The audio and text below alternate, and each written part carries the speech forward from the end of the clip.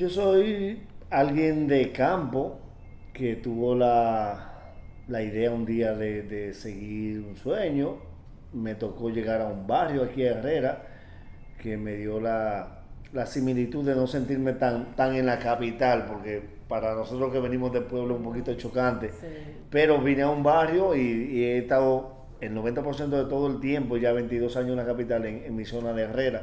Viví un tiempo en Jaina, un poco tiempo en Los Ríos, pero soy ese muchacho de campo, de parroquia, que vino aquí detrás de un sueño, hizo vida de parroquia aquí también, tuvo trabajos normales hasta que el destino me llevó a la radio. Ya. Y ya la radio me llevó a todo lo otro. Qué bueno. ¿Y de qué campo tú eres? De municipio del Factor, en Nagua, En Nagua. la provincia de María Trinidad Sánchez. Ok, eso es un campo. ¿Se produce allí? Arroz, esa zona es muy arrocera, la zona de Nagua costera, Ujú. coco, playa y arroz. Y arroz. Pero yo estoy a 8 kilómetros de Nagua Ujú. y hace ya un tiempo ya nos hicimos municipio, pero cuando yo salí de ahí era un paraje. Pero Ya. gracias a Dios hoy es un municipio de mucho Muy- potencial, de mucho desarrollo Qué bueno. y específicamente en el área del arroz es donde más nos destacamos. Mi padre se dedicó el 90% de todo su tiempo a trabajar en la parcela, que son trabajos hereditarios, porque Ujú. los hijos eso es lo que hacemos. Ujú. Y yo siempre he dicho que si la gente viera cómo se cosecha el arroz, no botaría ni el concón, De verdad. porque es muy difícil, es un trabajo muy arduo, es un trabajo que aparte de tu sacrificio, tú dependes mucho del clima, Sí. tú puedes tener todo el dinero y todo el esfuerzo, y si se mete una sequía, vas a perder tu dinero, pero si se mete un temporal de agua, también. También. Pero es un trabajo muy duro. A mí me tocó junto con mi familia, siendo niño, porque ahora se habla de trabajo infantil, antes era Claro. normal. Me Era, tocaba era trabajar duro, obligatorio. era obligatorio, no había opción. No había Tú opción. trabajar en lo de tu casa. Entonces, Ujú. sí, Tan es muy difícil. difícil. Los dos procesos de sembrado son difíciles, porque si bien Sí. es cierto que sembrado se llama trasplantar, Ajá. es difícil. Regar el arroz también es súper difícil, porque tú tienes que germinar la semilla, dejarla 3 4 días en agua y Ujú. ya estar listo para regarlo, pero también la tierra vuelve a depender del Del clima. clima. Si regaste el arroz y se armó un aguacero, vas Ay, a sí. perder toda tu semilla. Entonces, Sí.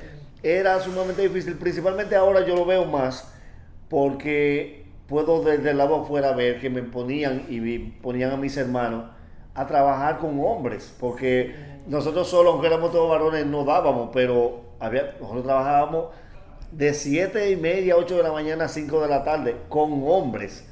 Y Sí. ahora que tú te das cuenta de eso, antes no, antes uno no reparaba en eso. No, claro, ¿cuántos hermanos? 5, Sí, varones, los sí, cinco. ¿Y tú eres el número? el último, el más Ay, chiquito. más chiquito. Por eso naciste con esa característica humorística. Porque siempre que los Sí, dicen que los dicen, hermanos menores. Dicen que los pequeños son más inquietos y sí, yo Sí. fui el único que tuvo como esa vena artística. Yo fui como el loco de la familia y era así. Yo hacía como lo que nadie hacía. Yo aprendí a tocar guitarra y piano y de mis hermanos nadie lo hace. Me gustaba cantar, de mis hermanos nadie lo hace. Y al humor caía así mismo. O sea, es como el plato aparte Ya. de la familia. Sin tener quizás alguna vena artística por algún lado, un tío que daba Mi serenata. mamá, mi mamá cantaba en la parroquia. Ah, ok. Mi mamá cantaba en la parroquia. Yo creo que esa es la vena artística, la única que yo conozco dentro de mi familia. Yo tuve la combinación de que mi papá lo que trabajaba era parcela y mi mamá un comedor. Ah, O bueno. sea, se dio la dupla de que La, yo aprendía más cosas. la Y combinación sí, perfecta. bueno, no solo yo, mis hermanos, todos sabemos cocinar. Incluso ya mis hermanos han tenido un negocio de comida, Ujú. atendido por varones. Y igual lo que hacen en el oficio, cuando en una casa son 5 varones, nosotros planchamos, cocinamos, fregamos, pero no somos domésticos. No, Hacer no, yo cocino de todo. Yo locrio. lo único que no me gusta es el sancocho, porque hay que dedicarle mucho tiempo que tú te cocinas junto con el sancocho. Ay, qué rico. A mí me gusta el arroz porque tú lo tapas y te sientas, pero el Sí. sancocho es como la bichuela con dulce que tú te cocinas con ellos. Mis padres incluso hacían cursillos de cristiandad, eran miembros del consejo. Mi mamá era de las típicas mujeres que hacía hora santa, que Ujú. todavía en algunos barrios todavía Sí, queda no, eso. no, eso Entonces, generalmente se hace. exacto, entonces mi mamá también cantaba en el coro. Mi mamá tenía muchas funciones, mis padres eran muy de la iglesia y yo fui viendo y me encaminé y ya siendo un adolescente empecé a incursionar con grupos de jóvenes, de 13, 14 años y ahí es que entro a los coros. Entro a la parroquia, luego empiezo a liderar los grupos juveniles, luego empiezo a dirigir los coros. Y eso hice un conjunto de muchos años. Yo 20 y pico ya tenía cuando salí para acá. Y cuando yo llego a la capital sigo en lo mismo. La mayoría de la gente que no tiene que ver con los medios que me conoce es o porque ha jugado baloncesto conmigo o porque hemos cantado en una parroquia juntos. Ok, ¿cómo se llamaba la parroquia allá en el parque? San Francisco de Asís. Como todo joven, yo quería ir a la parroquia. Por ejemplo, en el caso de los grupos juveniles, uno siempre quiere participar porque tú eres popular o es un grupo de jovencitos y jovencitas que se unen. Y en el caso de los coros, yo quería participar porque a mí me gustaba la música. Yo no tenía el concepto religioso de sí. Yo sabía que mi mamá y éramos católicos e íbamos a misa, pero yo no tenía ese vínculo cercano que uno necesita. Luego que entro a los coros, mi parroquia tenía una congregación de las Hermanas Misioneras del Sagrado Corazón, la CMSC, y ahí es donde yo comienzo, incluso mucha gente pensaba que yo iba a ser sacerdote, porque yo vivía metido en la parroquia y cuando no estaba en la parroquia estaba en las casas de ella. Entonces, todavía los muchachos en los medios relajan con eso, que dicen, pero este muchacho que viene de una parroquia y mira. Pero sí, yo creo que tanto la influencia de mis padres como el caso de las hermanas misioneras, que tuve la suerte de encontrarme ahora en Herrera con una de ellas, la hermana Fefa, fueron quienes me enseñaron y donde yo empecé a ver la parte seria y la parte religiosa. Yo lo veía como un muchacho adolescente que me junto con más jóvenes, tenemos un grupo y un muchacho que le gusta la música que se junta con más jóvenes que hacen música. Yo no tenía el concepto bien claro de la religiosidad, pero luego sí, luego ya voy madurando, ya se va dando un criterio, ya voy conociendo, voy experimentando también, porque cuando yo hago la historia de mi vida, si no hubiese sido por Dios, no hay forma posible, igual que con las ayudas, si no hubiese sido por Dios, nosotros nos sentamos ahora a evaluar todo lo que hemos hecho y nadie lo podía creer. Entonces yo creo que sí, yo soy un vivo ejemplo de eso. Yo siempre he hablado de eso, de que yo no creo en Dios por creer, yo creo en Dios porque cuando yo me miro y veo mi historia, solamente Dios pudo haber hecho tantas cosas posibles. Sí, no hay duda de que el aspecto laboral principalmente a mí, los que trabajamos en esto, trabajamos más fin de semana, pero por ejemplo yo mantengo un vínculo muy cercano con mis dos parroquias, las últimas que he estado, que es la parroquia de la Altagracia, en el centro de Altagracia de Herrera, y la parroquia Espíritu Santo que está en Herrera también. Incluso los ciclos de ayuda que yo tengo es parte con la parroquia. Ya no voy con la frecuencia que quisiera, ya prácticamente me toca ir a misas especiales por temporada. Por ejemplo, si viene Semana Santa, en etapa de Cuaresma estoy ahí. Tiene que ser misas especiales, sí, porque ya no puedo ir todos los domingos o todos los sábados como yo lo hacía. Pero, por ejemplo, en el caso de los párrocos, sí tengo un vínculo muy cercano. El 90% de lo que hacemos en las ayudas la hacemos vía la iglesia, que son casos que nos llegan a nosotros con ellos. Todas las ayudas que yo consigo se distribuyen vía la parroquia. Entonces yo creo que sí, que de una u otra manera tengo mis amigos del coro que nos juntamos o en parroquia nos juntamos a veces fuera, pero las ocupaciones han apartado un poquito, pero la fe y el vínculo con Dios se ha fortalecido más a lo interno. Voy menos a la parroquia, pero ya siendo adulto tengo una correlación con Dios muy cercana y tanto mi entorno, mis amigos, todo el mundo, trato eso en lo que es mi vida personal. Aunque yo hacía una vida normal como muchacho de campo, pero yo siempre tuve otra visión, yo sabía lo que me esperaba en el campo. Mi papá, mi mamá, lo que hacían, yo no me veía, aunque yo trabajaba agricultura, yo no me veía haciendo eso. Yo siempre tuve otra visión. Cuando yo comencé a aprender música, yo sabía que musicalmente yo tenía que venir a la capital. Yo sabía que había muchas cosas que yo no la iba a cumplir en el campo. Yo siempre supe que yo no podía vivir allá por mi forma de pensar. Yo tenía otra visión de las cosas. Y me tomó 2 años venir a la capital. Tomar la decisión porque era muy difícil. Yo nunca había salido de mi casa. Nunca, o sea... ¿Nunca había venido a la capital? Nunca había venido a la capital. Yo había pasado por la capital al aeropuerto. Que eso es pasar. Que eso es pasar. Eso es pasar. Eso era lo máximo. Me tomó 2 años porque nunca me había alejado tampoco de mi familia, era una decisión un tanto fuerte, yo siendo también el más pequeño de mi casa. Y era el primero que salía de la casa. El mayor ya había salido, yo estaba en Estados Unidos Ah, ok. y yo iba a ser el próximo, pero también que yo no tenía vínculos acá, yo no tenía familiares, yo empecé a contratar amigos que ya estudiaban aquí, que eran vecinos míos de allá, y ahí fui armando todo para poder venir a trabajar.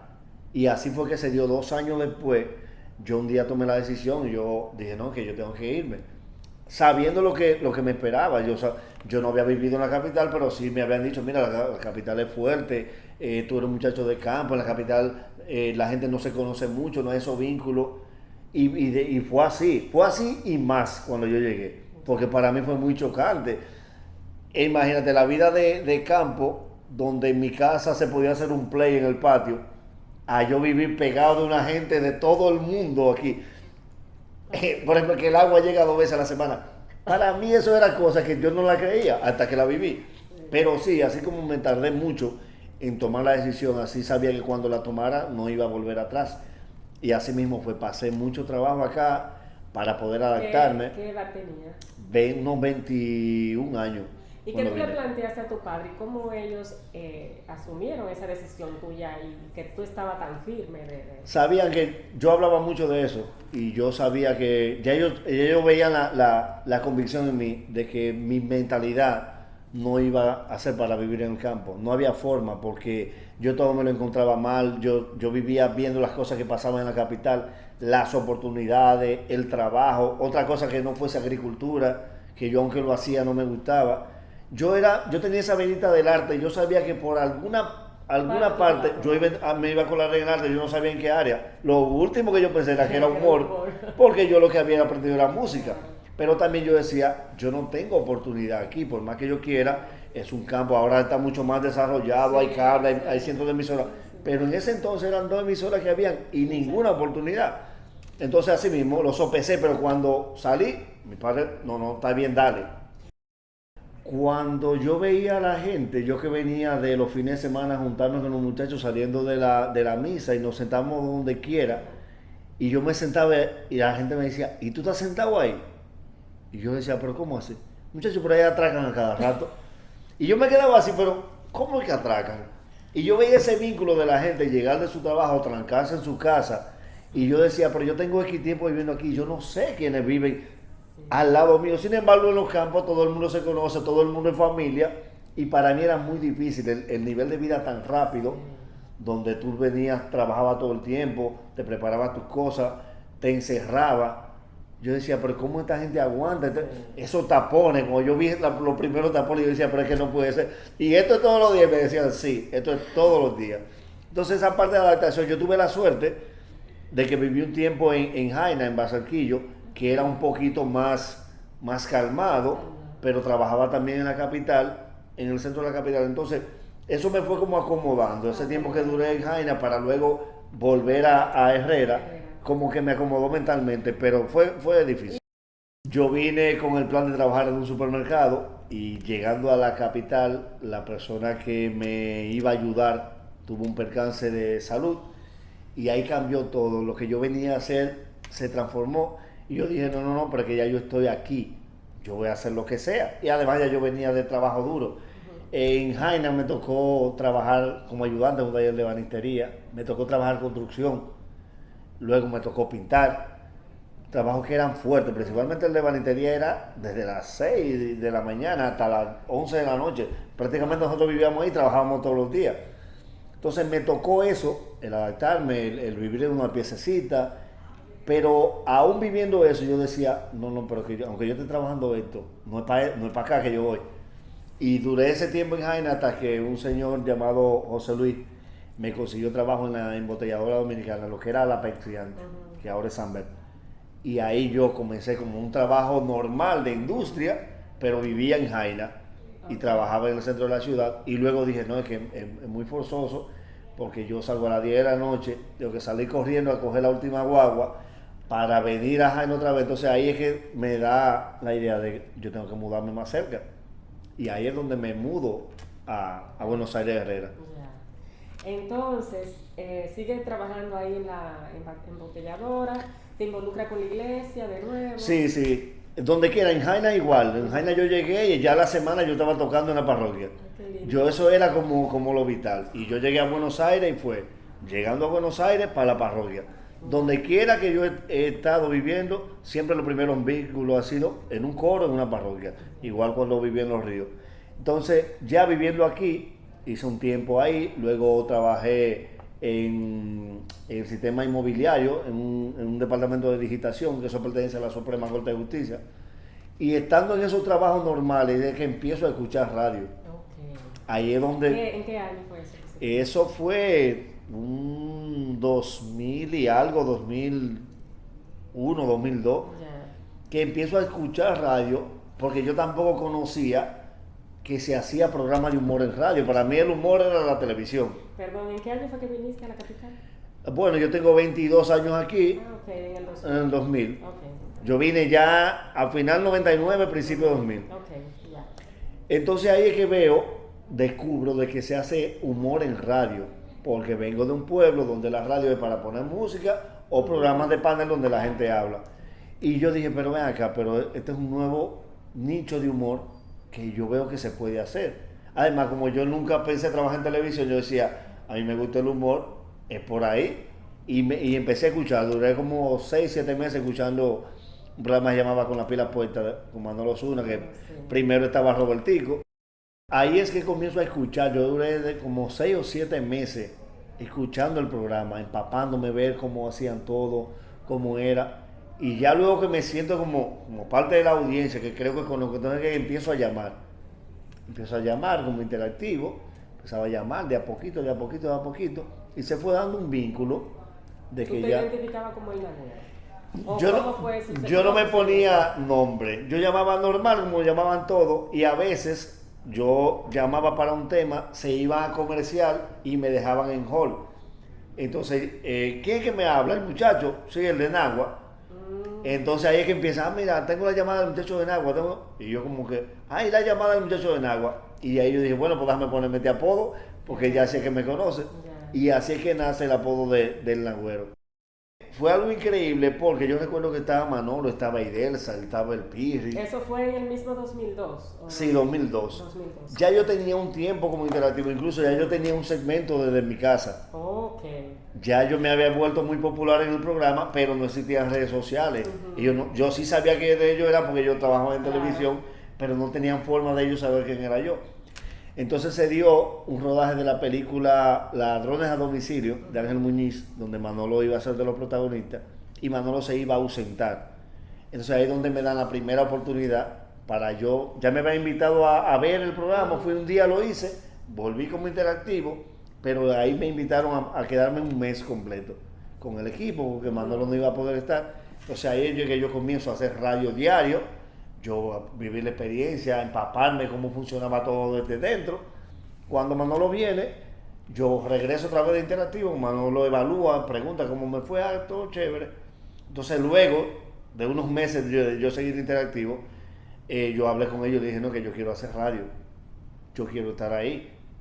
Y como a la semana entonces, pues está bien, pues ven. Eso para mí era increíble, yo decía, pero mira, yo tengo un tiempo Porque ya. un equipo de grandes ligas. Sí, O sea, eran figuras eran públicas. figuras. Figuras públicas que tú lo escuchabas al mediodía y lo veías en televisión. Sí. En Perdón de la Hora, que era un fenómeno. En esa época. Eso era una locura. Y yo decía, no, pero esto tiene que ser la oportunidad de mi vida. Y así mismo en el comienzo, pero ya yo tenía 2 años. Entre escuchar el programa y ser interactivo, ya yo tenía 2 años. Y ahí entonces ya comienzo con ellos. Manolo tenía un proyecto en Supercanal también, que se llamaba Todo con Humor, que era un programa de 1 hora, se grababa los viernes, y también me da la oportunidad de comenzar a participar ahí, de escribir. Okay. Entonces yo estoy haciendo en Supercanal los sábados y radio de lunes a viernes en Estudio 88.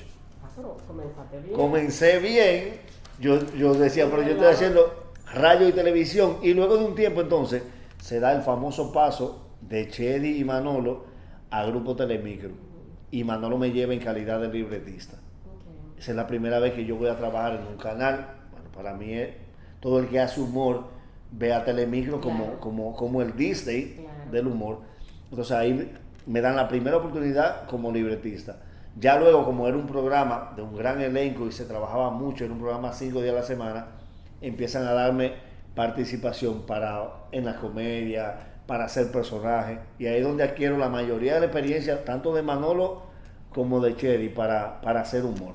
Ya. Y qué raro que no te quedaste como haciendo comedia en televisión.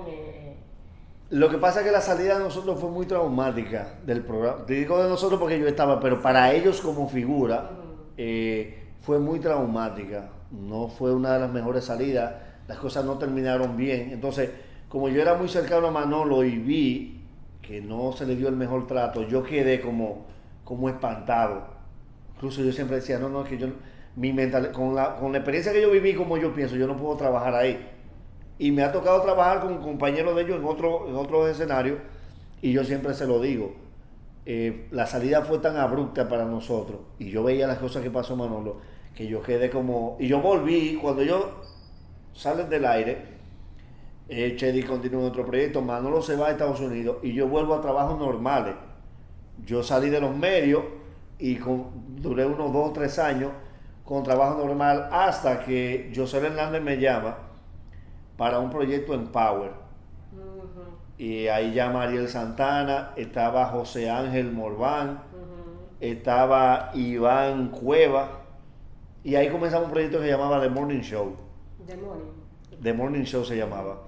Yo hice en ese proyecto unos 6 o 7 meses, era un proyecto experimental donde era, vamos a ver qué pasa.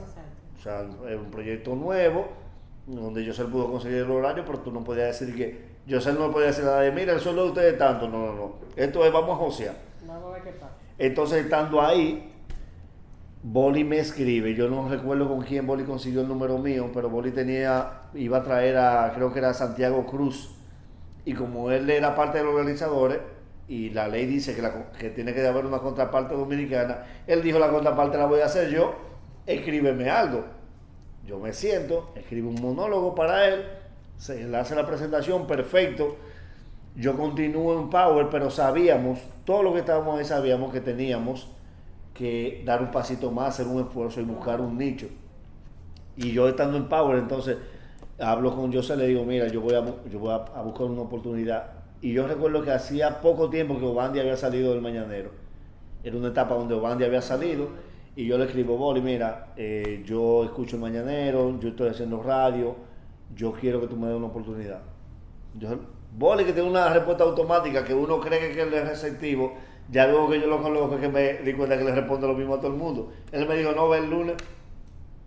Normal, y yo me quedé como, sí, ve el lunes. Y así mismo. Tú esperabas un chiste allá. Sí, o que habláramos de algo, no. Más nada, él me dijo, ve el lunes. Y yo digo, él me dijo que vaya el lunes, pues yo fui el lunes. Y cuando llegué, vi el elenco, pero me aclimaté como si yo nunca hubiese hecho ni radio ni televisión. Yo hago el proceso normal. Yo siempre hago la historia de que la primera semana yo no tenía ni silla para sentarme.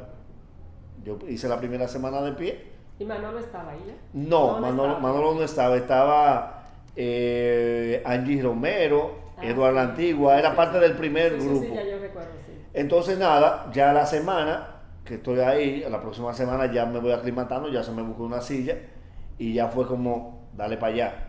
Y yo le decía a él, yo escribo humor, yo no solo hago repentismo, yo puedo escribir.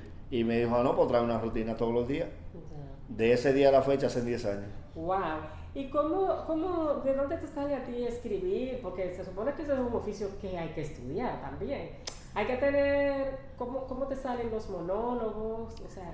Mira, si te das cuenta, de las pocas clases del arte que no hay escuela, es del humor. Sí. Para cantar, para actuar hay escuela. Yo creo pero que para escribir monólogos. Yo creo... El monólogo, rutina... Exacto. Para el hecho de poder escribir, yo entiendo que tú tienes que tener un don, un don de Dios, no algo que tú te propones. ¿Por qué? Porque hay muchos comediantes, pero no la mayoría pueden escribir. Es como el repentismo. Claro. Hay muchos comediantes que pueden hacer humor, pero no todo el mundo es repentista. Entonces yo lo que hacía era, como ya yo me había comprometido con hacer rutina, y yo desde siempre, aunque no hacía rutina normal porque no sabía la estructura completa, pero las llamadas que yo hacía eran con puntos escritos. Okay. Yo, esta coletilla me sirve para esto, y yo lo que hacía era anotaciones. Ya. Entonces ya luego yo fui dándole cuerpo a eso, fui conociendo la estructura de una rutina de humor, entonces comencé a plasmarla, a escribirla. Entonces ahí es que yo digo, no, pero espérate, esto es un oficio, esto aparte de lo que yo hago de humor, pues yo veía talentos que se sentaban junto conmigo, pero no escribían, y era como, vamos a darle, hay que hablar de un tema y le damos un tema. Yo empecé a darle carácter a eso porque yo sabía que necesitaba prepararme porque era un talento nuevo. Y yo decía, mientras más herramientas yo tengo, más me sirve a mí para este oficio. Recibí también la oportunidad de Aquiles Correa. Fue la primera persona a la que yo le escribí. Mira, yo quiero un monólogo, haz como tú lo quieras. Ah, ok, pues toma. Después escribí para él y para Ñonguito, junto a Juan Carlos Pichardo. Entonces empecé a escribir para otras personas. Yo decía, pero mira, sí, esto es otro trabajo. Yo siempre pensé que todo era lo mismo y la gente me decía, no, mira, en un guionista te pagan por escribir. La primera vez que me pagaron por escribir, que yo no lo podía creer. ¿Cuánto te pagaron? En ese entonces, yo creo que fue como 6,000 pesos que me dieron y yo no lo podía creer. Bueno, yo estaba en la oficina de Jocho, fue Maribel. Maribel, yo estoy escribiendo junto a Juan Carlos para el show de los compadres de Ñonguito y Correa. Y yo estoy haciendo todo, mira, y Juan Carlos lleva esto, yo llevo esto, de las dos ideas de cada uno individual, Sí. hicieron una y por eso me pagaron, yo no creía que me iban a pagar. Yo salí caminando a la oficina de Jochi y yo no me lo podía creer. Eso era un dineral para mí, que yo tampoco sabía que pagaban por eso. Ya, y entonces empezaste a darle forma al oficio. Empecé a darle forma al oficio, empecé a crear y pensar en humor, porque no es lo mismo tú llegar a cualquier programa de radio, por ejemplo. Ok, ¿qué tenemos? Bueno, vamos a hablar de la mudanza, ok, pero el tema lo trajo otro. Pero cuando eres tú, una rutina, ok, ¿qué rutina tú traes tú? Sí. Que mañana tienes que traer otra, no la puedes repetir. Claro. Todos los días. ¿Y tú te cotizas ya como escritor de rutina y ese tipo de cosas? No, yo nunca, yo esto lo veo como... ¿Se paga bien? Sí, no, se paga muy bien, muy bien. Incluso, si la gente supiera, sorprendente lo que se paga. Pero también yo lo veo como parte de lo que yo puedo hacer. Yo puedo escribirle a cualquier gente, pero todo el mundo sabe que yo vivo escribiendo para mí diario. Claro. Y que tengo que llevar una idea más, Roberto, terminada de todo lo que voy a hacer todos los domingos. Entonces sí, me ha tocado, pero también para los shows, como uno vive haciendo show, por ejemplo, nosotros hacemos una gira en Nueva York y yo llevé un show, ya mi parte que yo tengo que llevar otra cada vez